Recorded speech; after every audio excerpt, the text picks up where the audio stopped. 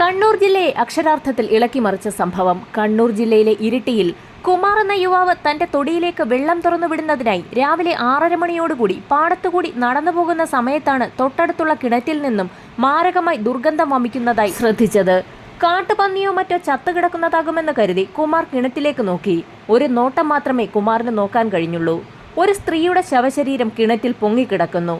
ഞെട്ടിക്കുന്ന കാഴ്ച കണ്ട് നിലവിളിച്ചോടിയ കുമാർ തൊട്ടടുത്ത പറമ്പിൽ ജോലി ചെയ്തുകൊണ്ടിരുന്ന ആളുകളെയും പ്രദേശവാസികളെയുമൊക്കെ വിവരമറിയിച്ചു. അങ്ങനെ ഏകദേശം 7 മണിയോടുകൂടി ഇരിട്ടി പോലീസ് സ്റ്റേഷനിലേക്ക് ഫോൺ കോൾ എത്തി. ഇരിട്ടിയിലെ കുമാർ എന്ന വ്യക്തിയുടെ തൊടിയിലെ കിണറ്റിൽ ഒരു സ്ത്രീ മരിച്ചു കിടക്കുന്നു. വിവരമറിഞ്ഞ ഉടൻ തന്നെ പോലീസും ഫയർഫോഴ്സ് സംഘവും പ്രദേശത്തേക്ക് പുറപ്പെട്ടു. പോലീസ് സംഘം അവിടെ എത്തിയപ്പോഴേക്കും ആളുകളെ കൊണ്ട് നിറഞ്ഞിരുന്നു. കിണറിന് ചുറ്റുമുള്ള ആളുകളെ മാറ്റിയ ശേഷം ഫയർഫോഴ്സ് സംഘം കിണറ്റിലേക്കിറങ്ങി മൃതദേഹം കരയിലേക്ക് എത്തിച്ചു. കമിഴ്ന്നു കിടക്കുന്ന തരത്തിൽ ഭയപ്പെടുത്തുന്ന രീതിയിലായിരുന്നു മൃതദേഹം കിടന്നിരുന്നത്. കൂട്ടത്തിലൊരാൾ മൃതദേഹം മറിച്ചിട്ടതോടെ കൂടി നിന്ന പോലീസുകാരും നാട്ടുകാരും ഭയന്ന് വിറച്ചുകൊണ്ട് പുറകോട്ട് മാറി. അതീവ ഭീകരമായിരുന്നു ആ കാഴ്ച. മൃതദേഹത്തിന് മുഖമുണ്ടായിരുന്നില്ല. ആ സ്ത്രീയുടെ മൃതദേഹത്തിന്റെ മുഖത്തിന്റെ ഭാഗം പൂർണ്ണമായും മീനുകളും പുഴുക്കളും കൊത്തിയെടുത്ത നിലയിലായിരുന്നു. പെട്ടെന്നാണ് കൂട്ടത്തിലൊരു പോലീസുകാരൻ ഒരു കാര്യം ശ്രദ്ധിച്ചത്. സ്ത്രീയുടെ മുഖഭാഗം പൂർണ്ണമായും വികൃതമായ നിലയിലായിരുന്നെങ്കിലും ആ സ്ത്രീയുടെ ഒരു കൈയിൽ രാജു എന്ന് പച്ച കുത്തിയിട്ടുണ്ട്. പോലീസുകാർ ഉടൻ തന്നെ ആ സ്ത്രീയുടെ മൃതദേഹത്തിന്റെ ഒരു ഫോട്ടോ എടുത്ത ശേഷം ഡോക്ടർമാരുടെ വിദഗ്ധ സംഘത്തെ ആ സംഭവസ്ഥലത്തേക്ക് തന്നെ എത്തിച്ച് അവിടെ വെച്ച് തന്നെ പോസ്റ്റ്മോർട്ടം നടത്തുകയും ചെയ്തു. ഓട്ടോപ്സിക്ക് ശേഷം മണിക്കൂറുകൾക്കകം തന്നെ റിപ്പോർട്ടും പുറത്തു വന്നു. ആ റിപ്പോർട്ടാകട്ടെ ഞെട്ടിക്കുന്നതായിരുന്നു. സ്ത്രീ താനെ കിണറ്റിൽ വീണതോ സ്വയം ആത്മഹത്യക്ക് ശ്രമിച്ചതോ ആയിരുന്നില്ല. ആരോ ആ സ്ത്രീയെ കഴുത്ത് ഞെരിച്ച് കൊലപ്പെടുത്തിയിരിക്കുകയാണ്. മരണം സംഭവിച്ചിട്ട് 3 ദിവസങ്ങൾ പിന്നിട്ടിരിക്കുന്നു. ഏകദേശം 28 വയസ്സ് പ്രായമുണ്ട്. റിപ്പോർട്ട് കയ്യിൽ കിട്ടിയ ഉടൻ തന്നെ പോലീസുകാരാകട്ടെ അന്വേഷിച്ചത് ഈ സ്ത്രീയെ ആരാണ് കൊലപ്പെടുത്തിയതെന്നല്ല, ഈ സ്ത്രീ ആരാണ് എന്നുള്ളതാണ്. അങ്ങനെ പോലീസ് സംഘം അന്വേഷണം ആരംഭിച്ചു.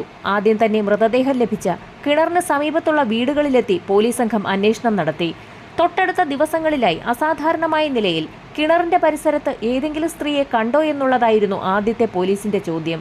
അന്വേഷണം നടത്തിയ എല്ലാ വീടുകളിലും ഇങ്ങനെ ഒരു സ്ത്രീയെ അവർക്ക് പരിചയമില്ല എന്നുള്ള മറുപടിയാണ് നാട്ടുകാർ പോലീസിനോട് പറഞ്ഞത്. ഫോട്ടോ കാണിച്ച ശേഷം പോലീസ് അന്വേഷിച്ചെങ്കിൽ പോലും അവർക്കാർക്കും തന്നെ ആ സ്ത്രീയെ അറിയില്ല എന്നുള്ള മറുപടിയാണ് പോലീസിന് ലഭിച്ചത്. ആദ്യഘട്ട അന്വേഷണത്തിൽ നിരാശ തോന്നിയ പോലീസ് ഉടൻ തന്നെ ജില്ലയിലെ മറ്റുള്ള പോലീസ് സ്റ്റേഷനുകളിലേക്ക് ഏകദേശം 28 വയസ്സ് പ്രായം തോന്നിക്കുന്ന ഒരു സ്ത്രീയെ കാണാതായതായുള്ള ഏതെങ്കിലും പരാതികൾ രജിസ്റ്റർ ചെയ്തിട്ടുള്ളതായി വിവരമുണ്ടോ എന്ന് അന്വേഷിച്ചു. അതിലും നിരാശയായിരുന്നു ഫലം. അങ്ങനെയൊരു മിസ്സിംഗ് കേസ് തൊട്ടടുത്ത ദിവസങ്ങളിലെങ്ങും രജിസ്റ്റർ ചെയ്യപ്പെട്ടിട്ടില്ല എന്ന് മറ്റുള്ള സ്റ്റേഷനുകളിൽ നിന്ന് വിവരം ലഭിച്ചു. അങ്ങനെ ഇരിട്ടി ഗ്രാമത്തിന് തൊട്ടടുത്തുള്ള മറ്റുള്ള ഗ്രാമങ്ങളിലേക്കും അന്വേഷണം വ്യാപിപ്പിച്ചു. തൊട്ടടുത്തുള്ള ഗ്രാമങ്ങളിലെത്തി വീടുകളിൽ കയറിയിറങ്ങിയും റോഡുകളിൽ കണ്ട ആളുകളോടുമൊക്കെ ഫോട്ടോ കാണിച്ച് പോലീസ് സംഘം അന്വേഷണം നടത്തി. അങ്ങനെ ഒരു ക്ഷേത്ര പരിസരത്ത് ഒരു ഭിക്ഷക്കാരൻ ഇരിക്കുന്നത് കണ്ട പോലീസ് സംഘം അയാളെയും ആ ഫോട്ടോ കാണിച്ചു. എന്നാൽ ആ ഫോട്ടോ കണ്ട ഉടൻ തന്നെ ഈ സ്ത്രീയെ തനിക്ക് പരിചയമുണ്ടെന്ന് ഭിക്ഷക്കാരൻ പറഞ്ഞു. പോലീസുകാർ ഫോട്ടോയിൽ കാണിച്ച സ്ത്രീ ആ ക്ഷേത്രത്തിലേക്ക് ഇടയ്ക്കിടയ്ക്ക് വരുന്നത് പതിവായിരുന്നു. അങ്ങനെ വരുമ്പോഴെല്ലാം ആ സ്ത്രീ തനിക്ക് ഭിക്ഷ തരാറുണ്ടെന്നും അയാൾ പറഞ്ഞു. അങ്ങനെയാണ് അവരുടെ കയ്യിൽ രാജു എന്ന് പച്ച കുത്തിയിരിക്കുന്നത് അയാൾ ശ്രദ്ധിക്കുന്നത്. സ്ത്രീയോടൊപ്പം 2 കുട്ടികളും ക്ഷേത്രത്തിലേക്ക് വരാറുണ്ടായിരുന്നുവെന്നും അയാൾ പോലീസിന് മൊഴി നൽകി. ഭിക്ഷക്കാരനിൽ നിന്നും ഇത്രയും വിവരങ്ങൾ ലഭിച്ച പോലീസ് ഉടൻ തന്നെ ആ സ്ത്രീയുടെ ഫോട്ടോ ആ ക്ഷേത്ര പരിസരത്തും തൊട്ടടുത്തുള്ള കടകളിലുമൊക്കെയുള്ളവരെ കാണിച്ചു. അങ്ങനെ നടത്തിയ അന്വേഷണത്തിൽ നിന്നും സ്ത്രീയും 2 കുട്ടികളും അവിടെ തൊട്ടടുത്തുള്ള വീട്ടിൽ വാടകയ്ക്ക് താമസിക്കുകയായിരുന്നു എന്നുള്ള വിവരം കൂടി പോലീസിന് കിട്ടി. എന്നാൽ വീട് പൂട്ടിയ നിലയിലാണ്. ഉടൻ തന്നെ ആ വീടിന്റെ ഹൗസ് ഓണറുമായി പോലീസുകാർ ഫോണിൽ ബന്ധപ്പെടുകയും ഉടൻ തന്നെ വീടിന്റെ ഡ്യൂപ്ലിക്കേറ്റ് താക്കോലുമായി എത്തി വീട് പരിശോധന നടത്തണമെന്നും ആവശ്യപ്പെടുകയും ചെയ്തു. അയാൾ പോലീസ് പറഞ്ഞതനുസരിച്ച് താക്കോലുമായി എത്തിയ ശേഷം പോലീസ് സംഘത്തിന് വീട് തുറന്നുകൊടുത്തു. അങ്ങനെ പോലീസ് സംഘം ആ വീടിനുള്ളിലേക്ക് കയറി തിരച്ചിൽ ആരംഭിച്ചു.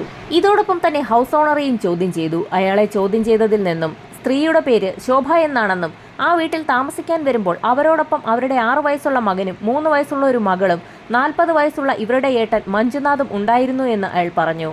താമസിക്കാൻ വരുന്ന സമയത്ത് ഹൗസ് ഓണറിനോട് മഞ്ജുനാഥ് എന്ന അവരുടെ ഏട്ടൻ പറഞ്ഞിരുന്നത് ശോഭയും ശോഭയുടെ ഭർത്താവ് രാജുവും കുട്ടികളും നേരത്തെ കർണാടകയിലായിരുന്നു താമസിച്ചിരുന്നതെന്നും അവർ തമ്മിൽ പലപ്പോഴും വഴക്കായിരുന്നു എന്നും അങ്ങനെയാണ് അവർ ഒന്ന് മാറി നിൽക്കാൻ ആഗ്രഹിച്ചതെന്നും അതുകൊണ്ടാണ് ഇപ്പോൾ വാടക വീടെടുത്ത് നൽകിയതെന്നുമായിരുന്നു.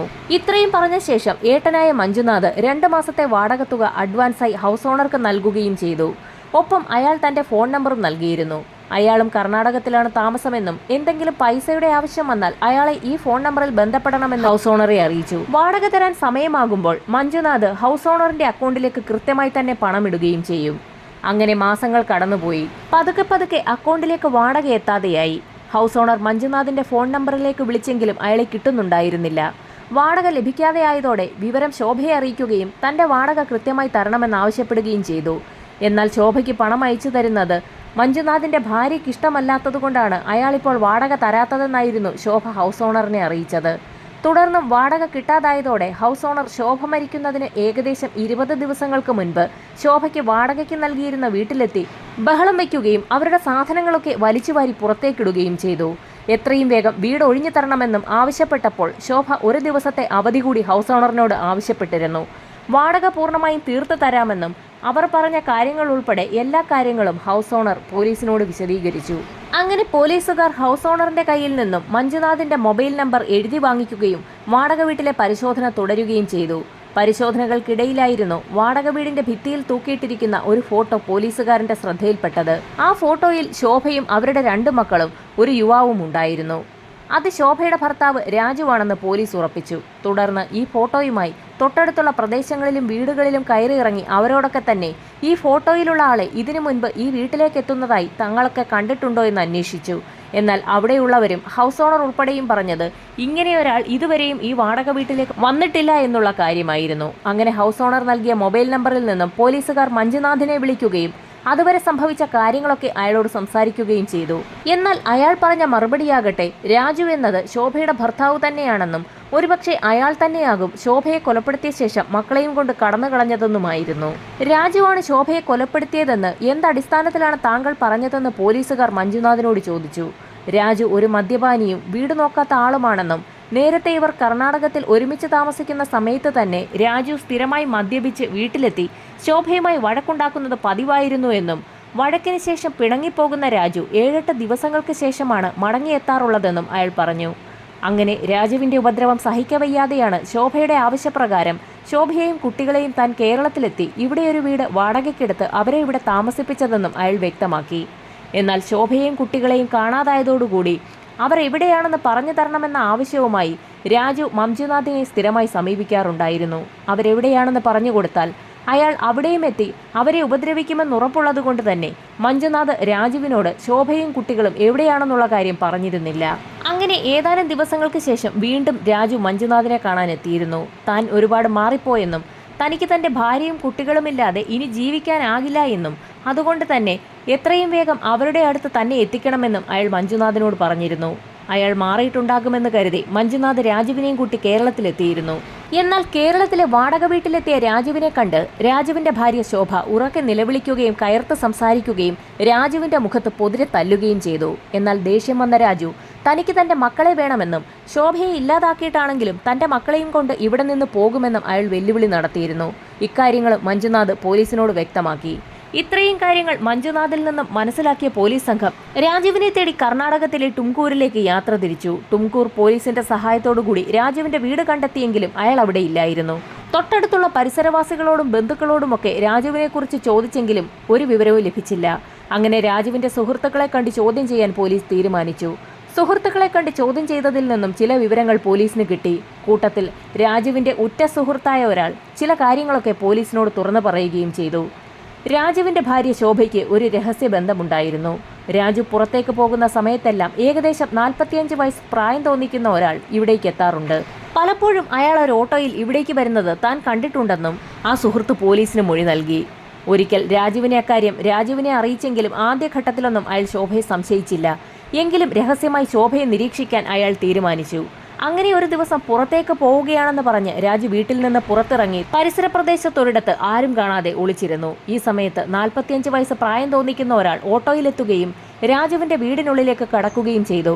അങ്ങനെ വീടിനുള്ളിൽ നിന്നും ശോഭയെയും 45-കാരനായ ആ അജ്ഞാതനെയും രാജു പിടികൂടി. അന്ന് വൈകുന്നേരം തന്നെ സുഹൃത്തിന്റെ വീട്ടിലെത്തിയ രാജു ഇനി താൻ മദ്യപിക്കില്ല എന്നും കുടുംബം നോക്കുമെന്നും പറഞ്ഞ ശേഷം അവിടെ നിന്നും പോയി. പിന്നീട് രാജുവിനെ കണ്ടിട്ടില്ല എന്നും ആ സുഹൃത്ത് പോലീസിനോട് വ്യക്തമാക്കി. സുഹൃത്തിൽ നിന്നും ഇത്രയും കാര്യങ്ങൾ മനസ്സിലാക്കിയ പോലീസ് ഈ കേസ് എവിടെയും എത്താതെ നീണ്ടുപോവുകയാണോ എന്ന് സംശയിച്ചു. തുടർന്ന് ടുംകൂരിലും പരിസര പ്രദേശങ്ങളിലും വിശദമായ അന്വേഷണം നടത്തി. രാജുവിനും ഒരുപക്ഷെ എന്തെങ്കിലും സംഭവിച്ചു കാണുമോ എന്ന് പോലും പോലീസ് സംശയിച്ചു.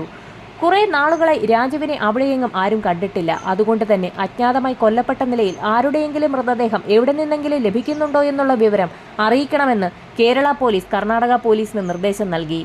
അങ്ങനെയിരിക്കെ ഒരു ദിവസം ടുംകൂരിലെ ഒരു കാട്ടിൽ നിന്നും ഏകദേശം 35 വയസ്സ് പ്രായം തോന്നിക്കുന്ന ഒരാളുടെ മൃതദേഹം കത്തിക്കരിഞ്ഞ നിലയിൽ കണ്ടെത്തിയെന്നുള്ള വിവരം കേരള പോലീസിന് ലഭിച്ചു. ഇതോടൊപ്പം തന്നെ ശോഭയുടെ അജ്ഞാത കാമുകനെക്കുറിച്ചും ടുംകൂരിലെ ഓട്ടോ സ്റ്റാൻഡുകളിലൊക്കെ പോലീസ് സംഘം അന്വേഷണം നടത്തി.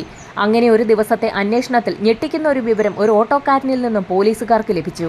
45 വയസ്സ് പ്രായം തോന്നിക്കുന്ന ഒരാളെ താനായിരുന്നു സ്ഥിരമായും ഓട്ടോറിക്ഷയിൽ ശോഭയുടെ വീടിന് സമീപത്ത് കൊണ്ടുപോയി വിടാറുണ്ടായിരുന്നതെന്ന് അയാൾ പോലീസിന് മൊഴി നൽകി. എന്നാൽ അയാളുടെ പേര് കേട്ട പോലീസ് അക്ഷരാർത്ഥത്തിൽ നടുങ്ങിപ്പോയി. അതെ, മഞ്ജുനാഥ് എന്നായിരുന്നു ആ പേര്. ശോഭയുടെ ഏട്ടനെന്ന് പോലീസുകാർക്ക് സ്വയം പരിചയപ്പെടുത്തി കൊടുത്ത മഞ്ജുനാഥിനെയായിരുന്നു ഓട്ടോക്കാരൻ സ്ഥിരമായി അവിടെ കൊണ്ടുപോയി വിട്ടുകൊണ്ടിരുന്നത്. ഇതോടൊപ്പം തന്നെ മറ്റൊരു കാര്യം കൂടി ആ ഓട്ടോ ഡ്രൈവർ പറഞ്ഞു. ഒരു ദിവസം തന്റെ ഓട്ടോ ഒന്ന് വേണമെന്ന് പറഞ്ഞ് മഞ്ജുനാഥ് ഓട്ടോറിക്ഷ വാങ്ങിക്കൊണ്ട് പോവുകയും പിറ്റേ ദിവസം വളരെ നന്നായി കഴുകി വൃത്തിയാക്കിയ നിലയിൽ ആ ഓട്ടോ തിരികെ കൊണ്ടുവന്ന് കൊടുക്കുകയും ചെയ്തിരുന്നു എന്നുള്ള കാര്യമായിരുന്നു അത്. വേസ്റ്റ് വെള്ളം ഓട്ടോയിൽ വീണതുകൊണ്ടാണ് അത് കഴുകി വൃത്തിയാക്കിയതെന്നായിരുന്നു അന്ന് മഞ്ജുനാഥ് ഓട്ടോക്കാരനോട് പറഞ്ഞിരുന്നത്. ഇതിൽ നിന്നെല്ലാം പോലീസിന് ഒരു കാര്യം വ്യക്തമായി, എല്ലാത്തിനും ഉത്തരവാദി മഞ്ജുനാഥ് തന്നെ. അങ്ങനെ അറിഞ്ഞ സത്യങ്ങളെല്ലാം മറച്ചു വെച്ചുകൊണ്ട് പോലീസ് സംഘം രഹസ്യമായി മഞ്ജുനാഥിനെ നിരീക്ഷിക്കുകയും അയാളുടെ വീടിന് പരിസരത്തെത്തി അയാളെ അറസ്റ്റ് ചെയ്യുകയും ചെയ്തു. അറസ്റ്റ് രേഖപ്പെടുത്തിയ ശേഷം മഞ്ജുനാഥിനെ പോലീസ് സംഘം സ്റ്റേഷനിലെത്തിച്ച് വിശദമായി തന്നെ ചോദ്യം ചെയ്യൽ ആരംഭിച്ചു. ആദ്യഘട്ടത്തിലൊന്നും മഞ്ജുനാഥിന്റെ വായിൽ നിന്നും ഒന്നും വീണില്ല. പിന്നീട് പോലീസ് മുറിയിൽ ചോദ്യം ചെയ്യൽ ആരംഭിച്ചതോടുകൂടി മഞ്ജുനാഥ് പല കാര്യങ്ങളും പോലീസിനോട് പറഞ്ഞു തുടങ്ങി. ശോഭയുടെയും മഞ്ജുനാഥിന്റെയും രഹസ്യബന്ധമറിഞ്ഞ രാജുവിനെ വകവരുത്താൻ ഇരുവരും ചേർന്ന് തീരുമാനിക്കുകയായിരുന്നു. അങ്ങനെ ഒരു ദിവസം വൈകുന്നേരം തനിക്ക് ശക്തമായ വയറുവേദന എടുക്കുന്നു എന്നും ഉടൻ തന്നെ ഹോസ്പിറ്റലിൽ എത്തിക്കണമെന്ന് ശോഭ രാജുവിനോട് ആവശ്യപ്പെട്ടു. വയറുവേദന കൊണ്ട് പുളയുന്ന ശോഭയെ എങ്ങനെയെങ്കിലും ഹോസ്പിറ്റലിൽ എത്തിക്കാൻ രാജു തീരുമാനിച്ചു. ഒരു വണ്ടി വിളിക്കുന്നതിനായി വീട്ടിൽ നിന്നും രാജു ഓടി പുറത്തേക്കിറങ്ങി. ഈ സമയത്ത് എല്ലാ കാര്യങ്ങളും മുൻകൂട്ടി തീരുമാനിച്ചുകൊണ്ട് മഞ്ജുനാഥ് ഓട്ടോയുമായി വീടിന്റെ വെളിയിൽ കാത്തുകിടക്കുന്നുണ്ടായിരുന്നു. ഓട്ടോ ഡ്രൈവർ ആരാണെന്ന് പോലും നോക്കാതെ രാജു ഉടൻ തന്നെ ശോഭയെ എടുത്ത് ആ ഓട്ടോയിലേക്ക് കയറ്റി ഒരാശുപത്രിയിലേക്ക് കൊണ്ടുവിടാൻ ആവശ്യപ്പെട്ടു. അങ്ങനെ അവർ യാത്രയും തുടങ്ങി. ഓട്ടോയിലിരുന്ന് ഉറക്കെ നിലവിളിച്ച് കരയുന്ന ശോഭയെ മാത്രമായിരുന്നു രാജു ശ്രദ്ധിച്ചത്. കുറെ നേരത്തിന് ശേഷം രാജു പുറത്തേക്ക് നോക്കിയപ്പോൾ ഏതോ ഒരു കൊടും കാട്ടിലേക്ക് എത്തിയതായിട്ടാണ് മനസ്സിലായത്. ഇതെവിടേക്കാണ് നിങ്ങൾ പോകുന്നതെന്ന് ഓട്ടോക്കാരനോട് രാജു ചോദിച്ചെങ്കിലും പൊടുന്നനെ ഓട്ടോക്കാരൻ ഓട്ടോ നിർത്തുകയായിരുന്നു. എന്നിട്ട് പുറത്തേക്കിറങ്ങി. രാജു കണ്ടതാകട്ടെ ഞെട്ടിക്കുന്ന കാഴ്ച. അത് മഞ്ജുനാഥായിരുന്നു. ഉടൻ തന്നെ രാജു ചാടി പുറത്തിറങ്ങിയ രാജുവിനെ മഞ്ജുനാഥ് അടിച്ചു വീഴ്ത്തി. ശേഷം ഓട്ടോയിൽ നിന്നൊരു കയറെടുത്ത് രാജുവിന്റെ കഴുത്തിൽ മുറുക്കി തുടങ്ങി. ശക്തമായ വയറുവേദനയാണെന്ന് പറഞ്ഞ് നിലവിളിച്ച് കരഞ്ഞുകൊണ്ടിരുന്ന ശോഭയും ഒരു കൂസലുമില്ലാതെ ആ സമയത്ത് ഓട്ടോയിൽ നിന്ന് പുറത്തേക്കിറങ്ങി. അങ്ങനെ ഇരുവരും ചേർന്ന് കയർ കഴുത്തിൽ മുറുക്കി രാജുവിനെ കൊലപ്പെടുത്തി. ശേഷം ശോഭ ഓട്ടോയിൽ നിന്ന് പെട്രോൾ എടുത്തുകൊണ്ടുവന്ന് രാജുവിന്റെ ശരീരത്തിലാകെ ഒഴിച്ചു. ഇരുവരും ചേർന്ന് രാജുവിന്റെ ശരീരം കത്തിച്ചു. ഈ സംഭവത്തിന് ശേഷമായിരുന്നു മഞ്ജുനാഥ് ശോഭയെ കേരളത്തിലേക്ക് കൊണ്ടുവന്ന് അവിടെ ഒരു വാടക വീടെടുത്ത് താമസിപ്പിച്ചത്. ഇടയ്ക്കിടയ്ക്ക് മഞ്ജുനാഥ് കേരളത്തിലേക്കെത്തി ശോഭയെയും മക്കളെയും കാണുന്നത് പതിവായിരുന്നു. അങ്ങനെ കുറെ നാളുകൾക്ക് ശേഷം നിലവിൽ ഒരു ഭാര്യയും 3 മക്കളുമുള്ള മഞ്ജുനാഥ് സാമ്പത്തികമായി തകർന്നു തുടങ്ങി. ഇങ്ങനെയാണ് വാടക കൊടുക്കുന്നത് മുടങ്ങിയത്. പണം കിട്ടാതായതോടുകൂടി ശോഭ മഞ്ജുനാഥിനെ വിളിച്ച് ഭീഷണിപ്പെടുത്തി തുടങ്ങി. പണം എത്തിച്ചു നൽകിയില്ല എങ്കിൽ തങ്ങൾ തമ്മിലുള്ള ബന്ധം മഞ്ജുനാഥിന്റെ ഭാര്യയെ അറിയിക്കുമെന്ന് അവൾ പറഞ്ഞു. അങ്ങനെ ശോഭയെയും കൊലപ്പെടുത്താൻ മഞ്ജുനാഥ് തീരുമാനിച്ചു. മറ്റാരുടെയും ശ്രദ്ധയിൽപ്പെടാതെ മഞ്ജുനാഥ് കേരളത്തിലെത്തി. സംശയമൊന്നും തോന്നാത്ത വിധത്തിൽ ആ വീട്ടിൽ കയറിക്കൂടി ശോഭയുമായി സംസാരിക്കുകയും രാത്രിയിൽ ശോഭ ഉറങ്ങിയതിനു ശേഷം അവരുടെ സാരി കൊണ്ട് തന്നെ കഴുത്തിൽ കുരുക്കിട്ട ശേഷം ശോഭയെ കൊലപ്പെടുത്തുകയും ചെയ്തു. കർണാടകയിൽ നിന്നും കണ്ണൂരിലേക്കുള്ള യാത്രയിൽ സ്ഥിരമായി താൻ കാണാറുണ്ടായിരുന്ന ആ കിണറ്റിൽ ശോഭയുടെ ശരീരം കൊണ്ടിട്ടു. പിന്നീട് പോലീസിന്റെ മുൻപിൽ ഉയർന്നു വന്ന ആ വലിയ ചോദ്യം ആ 2 കുട്ടികൾ എവിടെയെന്നുള്ളതായിരുന്നു. ആ 2 കുട്ടികളെയും താൻ ഇല്ലാതാക്കിയോ എന്നും പോലീസുകാർ മഞ്ജുനാഥിനോട് ചോദിച്ചു. മഞ്ജുനാഥ് അതിന് മറുപടിയായി പറഞ്ഞത് ആ 2 കുട്ടികളെയും തനിക്ക് ഇല്ലാതാക്കാൻ തോന്നിയില്ല എന്നും ആ കുട്ടികളെ 2 പേരെയും കൂട്ടി ട്രെയിനിൽ കയറി മുംബൈക്ക് ടിക്കറ്റ് എടുക്കുകയും അവരെ ബർത്തിലിരുത്തിയ ശേഷം താൻ മറ്റൊരു സ്റ്റേഷനിൽ ഇറങ്ങിപ്പോവുകയും ചെയ്തു എന്നായിരുന്നു.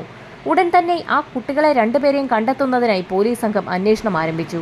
അന്വേഷണത്തിന് ഫലമുണ്ടായി. അന്വേഷണത്തിൽ പോലീസിന് കിട്ടിയ വിവരം ട്രെയിനിൽ മുംബൈയിലെത്തി അലഞ്ഞു തിരിഞ്ഞ കുട്ടികളെ ആരൊക്കെയോ ചേർന്ന് കുട്ടികളെ നോക്കുന്ന ഒരു കേന്ദ്രത്തിലാക്കി എന്നുള്ളതായിരുന്നു.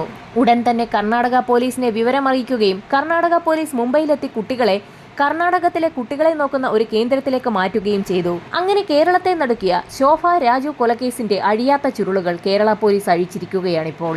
തെളിവെടുപ്പ് പൂർത്തിയാക്കിയ ശേഷം മഞ്ജുനാഥിനെ കോടതിയിൽ ഹാജരാക്കി റിമാൻഡ് ചെയ്തു.